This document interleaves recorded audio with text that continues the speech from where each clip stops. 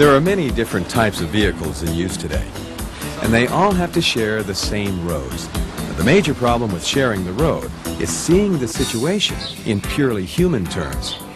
A driver gets in his car, and the car and driver become a single impersonal machine. A rider puts on a helmet and protective equipment, and like the car driver, some of his identifiable human characteristics, like his hairstyle or a great smile, begin to fade from view. So it's quite possible that the driver will treat the rider on his motorcycle in a way that he'd never treat him face to face. And the way the car driver treats the motorcycle rider is important because in a collision, a rider is more vulnerable than a driver. Car drivers have a steel cage all around them. By contrast, the motorcycle rider has only his riding skill and basic protective equipment to depend on. But these very different vehicles share the same road.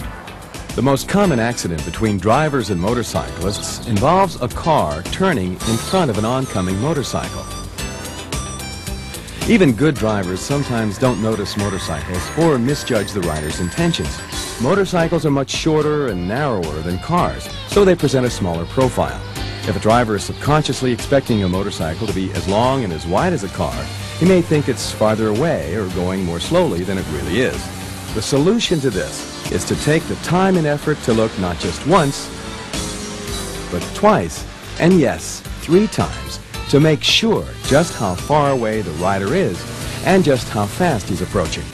Intersections are the most likely places for a collision for 2 reasons. First, because the car driver may not detect the motorcyclist. Second, if he does see the motorcyclist, the car driver may make a wrong interpretation of what the motorcyclist is doing. It's important for both riders and drivers to communicate their intentions, use your turn signals, and cancel them after a lane change. Why do car drivers sometimes tailgate a motorcyclist? Because a driver can see past a motorcycle easily. He may not consider the bike much of a threat or realize how close he actually is to it. The car driver may even be concentrating on the vehicle in front of the motorcycle. When following a motorcycle, allow at least a 2-second following distance. You work it out like this. Choose a marker that the motorcycle you're following is passing. For example, as the motorcycle hits the shadow of this bridge, count 1001, 1002 before you pass the shadow. That's your 2 seconds. Always look before pulling out. It's especially important to check the rear view and side view mirrors when backing up and to look over your shoulder too.